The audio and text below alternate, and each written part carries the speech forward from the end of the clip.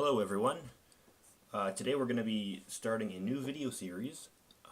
Their topic this time is going to be procedural textures. And this is exciting for me because this is my absolute favorite feature of Art of Illusion by far. Because procedural textures are so powerful and so fun to make once you get the hang of it. And so I'm going to cover a very simple topic here, just the differences between procedural 2D and procedural 3D textures. And then in future videos, we're just going to start going through some of the things I've made, and we're going to start simple and end up with something extremely complicated. And it should be exciting. So, to start things off, if you make an object and you try to texture it, you'll see this new texture drop-down box. And the first two are pretty self-explanatory. I mean, uniform just lets you coat the whole surface of an object in one color, one transparency, that kind of thing. And image mapped, of course, is also self-explanatory. You just place an image on the mesh. But these two are where the magic happens. And I admit, I'm going to embarrass myself here. I think it was about a year into me using Art of Illusion when I finally realized the differences between a 2D and a 3D texture. I was a noob at the time, and I had made a texture, procedural texture, and since I didn't really know there was any differences between the two, I just picked one of them, which happens to be a 2D texture. Or no, I think it was a 3D texture. And then it was pretty simple, what I had made, and then a little while later I made that texture again, and it mapped differently to my object, and I didn't know why, and I had both windows open and I was alt-tabbing between the two, and they were identical except one said 3D and the other said 2D, and I saw that and everything clicked, and I realized, oh my goodness, okay, procedural 3D is awesome. So rather than you waste a year of your life trying to figure that out, I'm just going to tell you quite simply, and then you're going to owe me a year of your life. Sound good? Okay. You have 2D and 3D textures, and I'm going to just zip over here to another window I have prepared, and I'm going to let this image do the talking. As you can see, over here we have a 2D texture, and over here we have a 3D texture. And a 2D texture, you can think of it simply as an image. Whether you have an image texture, a PNG file, or whatever, you place it onto an object and it gets projected. That's the keyword. The keyword is projected. Because you can see here that this flat mesh and this sphere are separate objects with the exact same texture applied.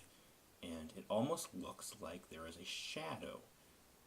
You can imagine a checkerboard object with a light passing through, and these black parts kind of look like a shadow because the light, like light is being projected, or light is projecting shadows, the texture is being projected. Therefore, on steeper angles, the part of the image stretches.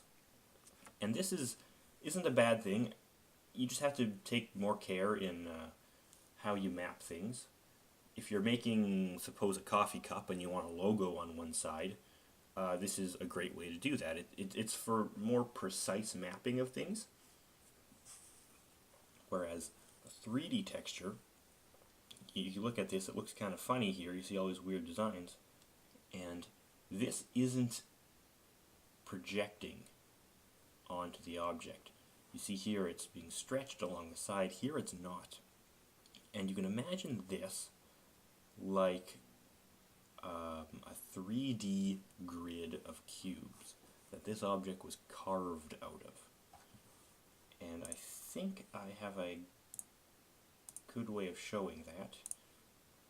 Here we have our 3D texture, and if we double click, I think, here we go, I can set it to a cube. And here you see it looks pretty normal.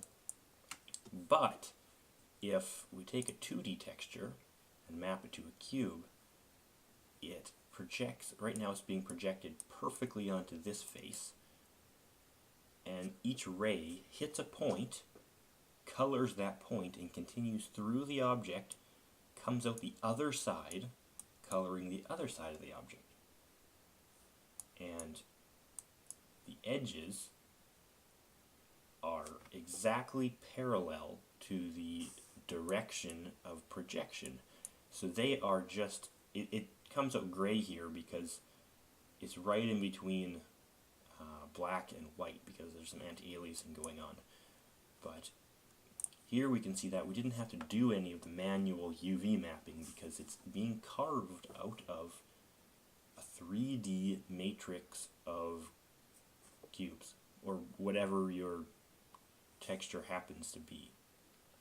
And this looks fine because it's a cube made of cubes, but if we start to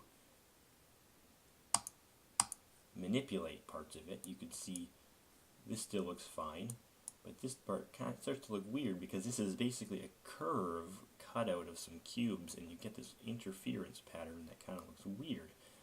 And if we continue to manipulate more things, you start to get this weird kind of, it's a pretty neat pattern, and if you think about it and are good at conceptualizing 3D objects, it does make sense.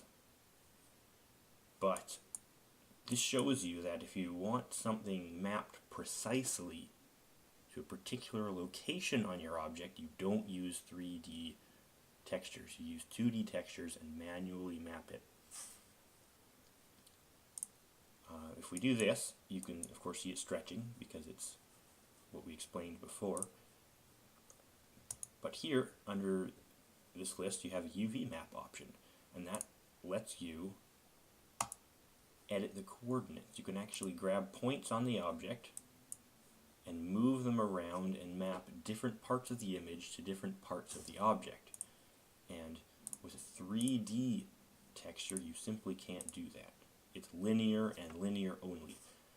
No part of your object is going to have the textures more or less stretched than any other part because the whole thing is carved out of a 3D group of objects, and it's a uniform.